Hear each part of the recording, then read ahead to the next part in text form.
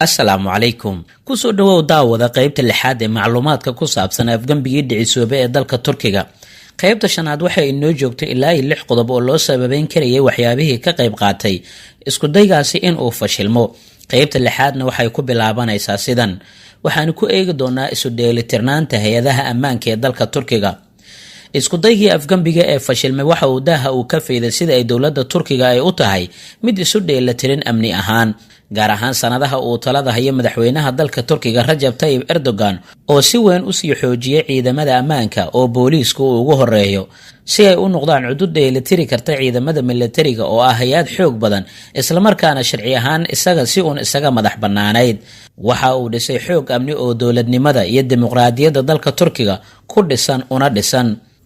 waxaana kow ka ah wakaaladda sirdoonka oo wax weyn ka tari karaysa ilaalinta dowladda Turkiga, inkastoo ay ciidamada dowladda Turkiga fikir ahaan tan iyo bilowgii ay ka soo horjeedeen xukuumadda Erdogan una arkayaan inay duulimaad ku tahay nidaamka cilmaaniga oo ay ku dhisan yihiin, isla markaana generaalada awoodda badan ee ciidamada ay ku dadaalayeen inay iska xiraan ilimada uu ka soo faragelin kara Erdogan, haddana marnaba kama uusan marnayn.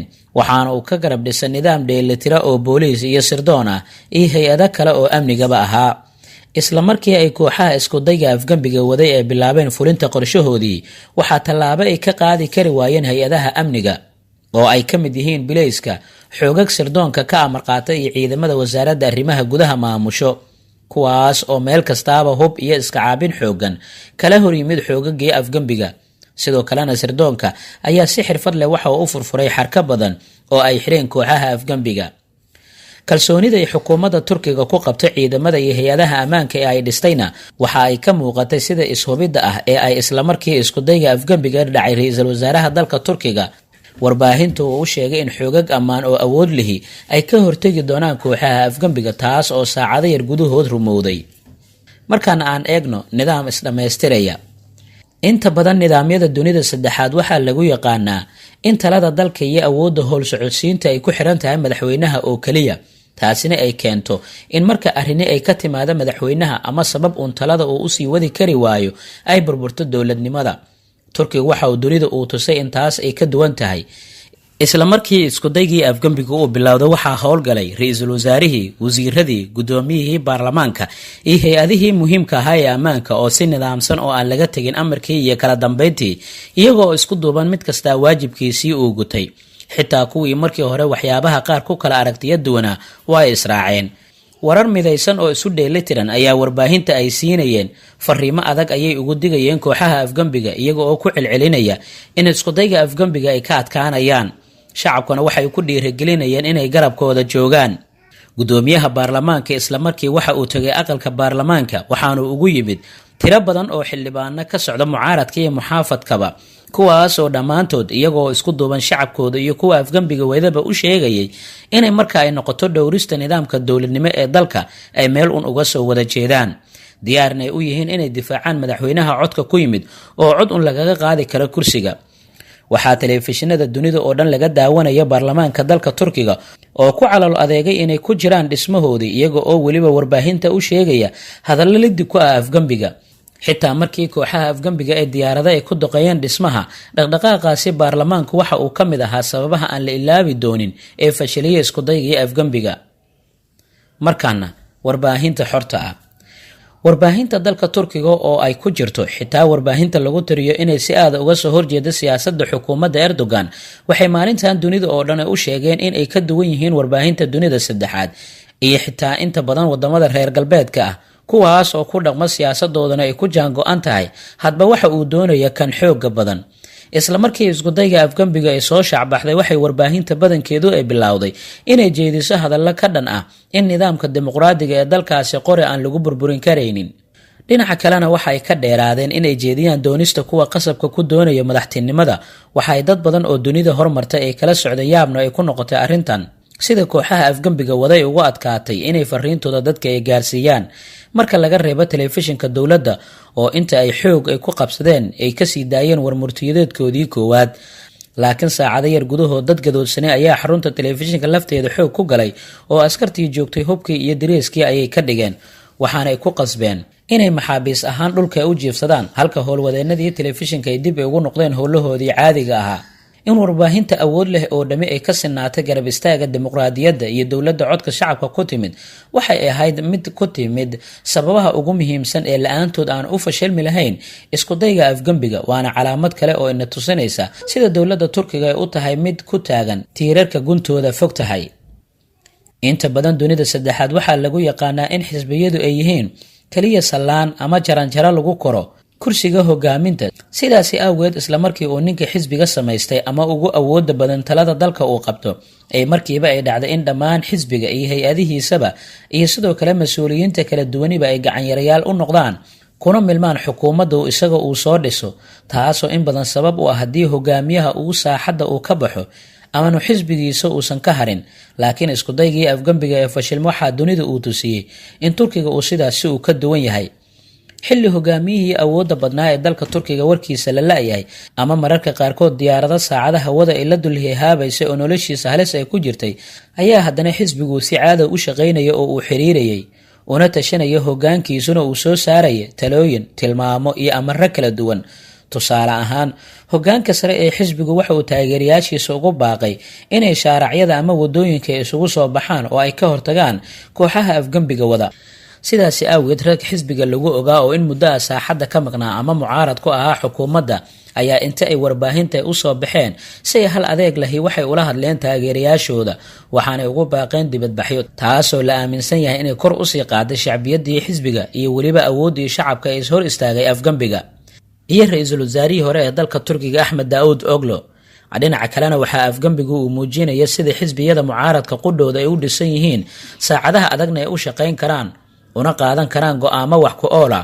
tusaale ahaan, xisbiga wadaniga ee dalka Turkiga oo la ogaa sida adag ee uga soo horjeeda aragtida iyo nidaamka maamul ee Erdogan iyo xisbigiisa ayaa haddana inta kulan dhaqsaha ay yeesheen weliba rag aad u kala aragtiyo duwanaa isugu yimaadeen, waxa uu si sahal u qaatay go-aankii saxda ahaa ee ahaa in muranka siyaasadda meel soka ay ka yihiin marka laga hadlayo burburinta dowladnimada iyo sidoo kale ka guurista gebi ahaanba nidaam doorasho iyo dimuqraadi ee dalkaasi Turkiga uu ku yimid. haddaba waxaa jira qodob toddobaad oo ah sababo kale oo keenay inuu dhicisoobo ama uu fashilmo iskudaygii afgembiga. sababaha loo tirin karo fashilaada iskudayga afgembiga waxaa kaloo ka mid ahaa kuwa ay hoosta ay ka xariiqeen xeeldheerayaal arrimaha siyaasadda iyo diblomaasiyadda faham dheer u leh, iyaga oo dibadda ka joogay kooxaha afgembiga iyo kuwa la afgembiyey labaduba. waxa aynu ka soo qaadan karnaa sidan: 1. Chatham House. qabiir ka tirsan macadka caanka ee Chatham House oo ah xarun ka dhisan dalka Ingiriiska oo lagu gorfeeyo laguna lafaguro fahamka arrimaha waaweyn ee hadba adduunka ka jira, ayaa isagu wuxuu aaminsan yahay in afgembiga uu dhacay uu ahaa mid aan si cilmiyeysan aan u dhisnayn oo qaabka loo farsameeyeyba ay ka muuqato inaanu guulaysan karaynin. Fadi Hakura oo ka tirsan macadkan ayaa mar uu ka hadlayay fashilaada ku dhacday iskudaygii afgembiga dalka Turkiga, isaga oo waaya aragnimadiisa adeegsanaya waxa uu sababteeda uu ku soo koobay sidan: afgembigan qorshihiisu ma uusan ahayn mid waafaqsan ama ku dhisan halbeegyada xirfadeed ee la yaqaano ama ahayd in loo eego ama la waafajiyo. sidaas ayuu u sheegay wakaaladda wararka Anadolu ee dalkaasi Turkiga sanadkii 2006. markaana aan eegno safiirkii hore iyo waxa uu ka yiri arrintan. Mart Robert Barison oo ahaan jiray danjiraha Mareykanka ee dalka Turkiga ayaa isna mar uu soo dhiibtay aragtidiisa la xiriirta sababaha loo aaneyn karo fashilaada degdega ee ku timid iskudayga afgembigaasi. waxa uu yiri: waxa aan rumaysanahay in waxa dhacay uu ku yimid xisaab xumo iyo arrimo muhiim ahaa oo aan la siinin tixgelintii ay mudnaayeen. waxaa hubaal ah in bilowgaba ay jireen caqabado badan oo hor yaalla fulinta howlgalka iskudayga afgembiga. haddii qorshaha afgembigani uu lahaa si sax ah oo loo dhaqangeli lahaa, waa suurtagal inuu guulaysan lahaa. danjiraha oo sii sharaxaya qaladaadkii uu ka arkay kooxaha iskudayga afgembiga waxa uu yiri: sida aniga ii muuqatay qorshayaashii afgembiga waxaa maskaxdooda ku jira in marka ay qabsadaan telefishinada iyo bariijka ama buundada iyo waxyaabaha la midka ah in ay markaba shacabka ay taageero ay ka heli doonaan. waxaa si weyn u seegtay oo ay yaraysteen aqoonta uu Erdogan u leeyahay dadka doorta iyo awoodda uu u leeyahay in uu dhaqaajiyo.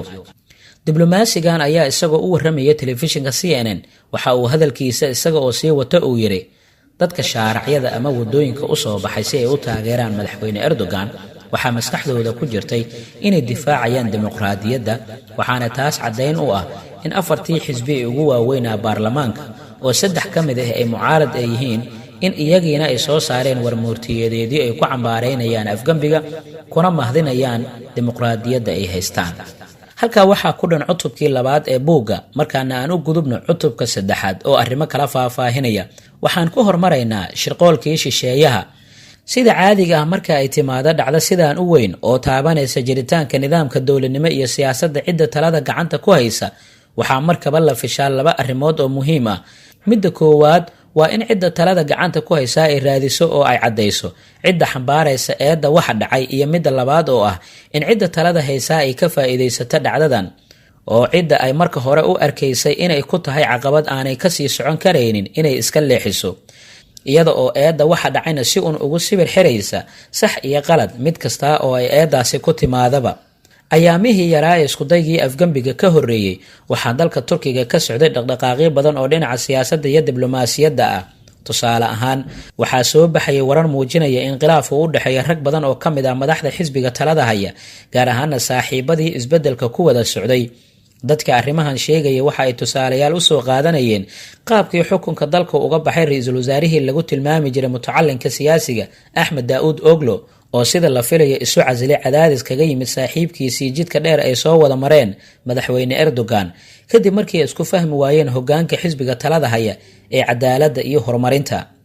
dhinaca amnigana waxaa muddooyinkaasi isa soo tarayay culeysyo iyo walaac ka dhashay qaraxyo iyo weeraro joogto ah oo kooxaha kurdiyiinta gooni isutaagga iyo ururka Daacish ay khasaaro xoogan ay ugu gaarsiiyeen ciidanka ammaanka ee dalkaasi Turkiga iyo bartilmaameedkii dadka rayidka ahaa. waxaa labadaasi dhinac sida shaki dhinaca diblomaasiyadda oo ka dhashay Mareykanka oo dharaaradaasi bilaabay inuu qadiyadda dalka Suuriya ka istaago meel aanan ahayn halkii uu hore uga wada taagnaayeen isaga iyo dalka Turkiga. waxaa soo ifbaxday in Mareykanku uu ka bayray jidkiisii hore ee xal u raadinta arrinta Suuriya, isaga oo bilaabay inuu aragti ahaan uu ku dhawaado aragtidii xal raadinta ee Ruushka oo markaasi ay dalka Turkiga aad u kala fogaayeen. sidoo kalena waxaa Mareykanku uu gacan saar u la yeeshay kooxaha kurdiyiinta Suuriya oo Turkigu uu aaminsanaa in haddii jabhadani qayb ka qabsato dalka Turkiga, gaar ahaana deegaanka kurdiyiinta oo soo xiga dhinaca soohdinta dalka Turkiga ay ka dhisi doonaan dowlad madax bannaan oo Kurdi ah, taasina ay khatar ay ku tahay amniga qaranka dalka Turkiga. in Mareykanku hub uu ku taageero farsamo xitaa iyo sidoo kale askar uu ka garab dagaalanta uu siiyo kooxdan kurdiyiinta dalka Suuriya waxay aad uga caraysiisay dowladda dalka Turkiga oo xitaa madaxweyne Erdogan si cad uu kaga hadlay isaga oo Mareykanka kala dooransiinayay kurdiyiinta iyo dowladda ay xulafada muddo dheer ay wada ahaayeen ee dalka Turkiga. waxaa iyaduna jirtay in maalmahaasi afgembiga ka horreysay oo aad u sii xumaanayay xiriirka Turkiga iyo Ruushka kadib diyaaradii dowladda Ruushka ee Su-24 ee dalka Turkiga uu soo riday oo uu ku doodayay in hawadiisa ay soo gashay. arrintaas oo Ruushka gelisay colaad siyaasadeed iyo mid dhaqaale oo daran, mararka qaarkiina labada dowladood dadka ay saadaalinayeen inay isku dhici karayeen. Ruushka waxaa Turkigu u arkaya saaxiib uu isku haleynaya, laakiin dhabarka uu ka toogtay sida uu sheegay madaxweynaha dalka Ruushka Vladimir Putin. Turkigase waxa uu markaasi uu Ruushka u arkayay dal quursaday awoodiisii oo si badraanimo ah hawadiisii uga soo xadgudbay, isla markaana doonaya inuu awood uu siiyo xukuumadda Bashar al-Assad oo Suuriya ka dhisan oo Turkiga ay doonaysay inay meesha ay ka baxdo. Turkiga waxa uu filayay in markay iska hor yimaadaan Ruushka inuu garab istaagi doono Mareykanka oo uu buuxinayo wixii dhaqaale ah oo uu ka waayay xiriirkiisii go'ayay dalka Ruushka. sidoo kalena waxa uu filayay in gaashaanbuurta NATO oo Turkigu uu yahay dalka labaad ee ugu ciidamada badan ay mar kaliya si kulal uga hadli doonaan arrintan, si bareer ahna ay u muujin doonaan inay difaacayaan dalka Turkiga. waxaa kaloo uu filayay in midowga Yurub oo uu ka hortaagan yahay qaxootiga tirada badan ee Suuriyaanka ahi ay taageero iyo garab istaag diblomaasiyadeed ay u muujin doonaan, arrimahaas oo dhammaantood dowladda Turkiga ay ku hungowday. waxa uu Turkigu is arkay isaga oo go'doon qarka u saaran oo dhan walba uu seegay, Iiraan oo xiriirkoodii u xumaaday, Masar oo aan marka horeba la istusi karin, midowga Yurub oo uba arka madaxweyne Erdogan in xoog uu ku haysto Turkiga. intuba waxay astaan u ahaayeen sida ay meesha uga baxday siyaasadii arrimaha dibadda ee dowladda Turkiga oo weligii uu ku soo dhaqmayay oo ku dhisneyd mabda macnihiisu guud uu yahay inaanay colaadi aysan ka dhaxeen dal dariskiisa ka mid ah. arrimahaas aan soo xusnay wadartooda waxaa culays weyn ay ku ahaayeen dowladda Turkiga oo dadka dhaliilsan ay u arkayeen inuu jiro gaabis badan iyo weliba faquuq ku soo kordhaya dalka oo u baahan in wax laga qabto. laakiin isku daygii afgambiga fashilintiisii ayaa arrimo badan daaha ka rogay. dhacdooyinka aan marka hore fasiraad fiican loo haysan fahamkoodiina soo dhaweeyay. tusaale ahaan sida ay ku timid diyaaradii ruushka ee dalka turkiga soo riday halka uu marayo xiriirka rasmiga ee turkiga iyo dalal xulufadiisii uu u haystay iyo in ay jiraan gacmo shisheeye oo ku howlan in la bedelo nidaamka dalka turkiga ka talinaya iyo waxyaabihii la midka ah. Erdogan markii uu markiisii ugu horreysay ka hadlay iskudaygii afgambiga waxa uu farta uu ku fiiqay wadaadka Mareykanka ku nool ee Fatxullaahi Gulen oo la ogyahay inuu muddo fog uu ku jiro dadaal jid dheer ah oo u soo maraya oo uu doonayo inuu ku gaaro ama fikirkiisa uu ku gaarsiiyo kursiga laga hogaamiyo dalkaasi Turkiga. Fatxullaahi Gulen oo aan warkiisa dib ka arki doono waxa uu aaminsan yahay afkaartiisa suufiyada siyaasad ahaanna waxay isfahamsan yihiin dalalka reer galbeedka iyo Israa'iil oo u arko inuu uga mici qaboobaan karo madaxweyne Erdogan oo isaga aragtidiisa islaamka ku dhisani bareera cad tahay doonayana inuu isu dhigo hogaamiyaha siyaasadda ee dunida muslimka sunniga ah. Erdogan oo wareysigiisii ugu horreysay waxa uu ku sheegay in cidda isku dayga afgambiga ka dambaysa ay yihiin koox ku shaqaysa fikirka wadaadka Fatxullaahi Gulen oo uu sheegay in dadka raacsani ay haystaan ama ay gaarsiisan yihiin darajo ah inuu ilaahay uu yahay oo kale. Waxa uu cadeeyay inuu hayo marag muujinaysa in Fatxullaahi Gulen uu ku lug lahaa isku dayga afgambiga waxaana uu Mareykanka ka dalbaday in loo soo gacan geliyo. Dhinaca kalena Erdogan waxa uu fursadan uga faa'iideystay in uu sheego arrin u muuqata in markii hore aanu ogeyn markii uu ogaaday oo ahayd afgambiga hortiina uu sheegmadeeda ku dhiiran lahaa balse hadda uu helay fursadii uu ku qiran lahaa taas oo ah in soo ridistii uu dalkiisa soo riday diyaaradda dagaalka ee dalka Ruushka ay ahayd dabin uu ku dhacay oo qayb ka ahayd shirqoolada la doonayo in xukunkiisa lagu minjaxaabiyo. Erdogan waqti yar ka hor isku dayga afgambiga waxa uu bilaabay dadaal uu doonayay inuu dib u soo nooleeyo xiriirkii ula lahaa Ruushka laakiin caqabadaha hortaala ayaa ahayd in dal sida Turkiga uu awood iyo sumcad leh uu si dhayala u qirto dambi ah inuu si qalad ah xaalad aan dagaal ahayn uu soo riday diyaarad dal ay saaxiib yihiin uu leeyahay oo keenta khasaare nafeed. taas macnaheedu ma ahan inaanay diyaaradda soo gelin hawada dalka Turkiga balse waa xiriirka ka dhaxeeya Turkiga iyo Ruushka iyo inta ay gudaha u soo gashay hawada dalka Turkiga oo kooban awgeed. sax miya ay ahayd in dowladda Turkiga ay soo riday diyaaradda mise waxa ay mudneed inuu naftiisa u xakameeyo iskuna dayo in uu helo dariiq kale oo uu ku saxo qaladaadka diyaaradaha dalka Ruushka ay hawadiisa u soo gashay. madaxweyne Erdogan waxa uu sheegay inuu ka xun yahay sida ay wax u dhaceen qalad iyo sax mid ay ahaataba isla markaana uu ka naxsan yahay xanuunka geerida ee ku dhacay waalidka iyo ehelka labadii duuliye ee Ruushka kaga dhintay weerarkaasi. madaxweyne Erdogan waxa uu si dadban u bidhaamiyay in kooxda Fatxullaahi Gulen oo aan arki doono ay si adag ugu dhexmilmeen dhammaan hay'adihii ammaanka ee dalka Turkiga ay si ay uga dambeysay soo ridista diyaaradda iyaga oo ujeedada jacayl ah aan kala hayn. halkaa inoo joogto qaybta lixaad ee sheekada ama macluumaadka ku saabsan afgambigii dhicisoobe ee dalka Turkiga. qaybta xigta waxaan ku eegi doonaa doorka Mareykanka iyo wadamo kale. buuggan waxaa qoray saaxiibkay Kamaal Axmed Cali. qaybta xigta intaan ku kulmi doono waxaan kaga tagayaa sida ay nabadgelyo. wassalaamu calaykum waraxmatullaahi wabarakaatuh.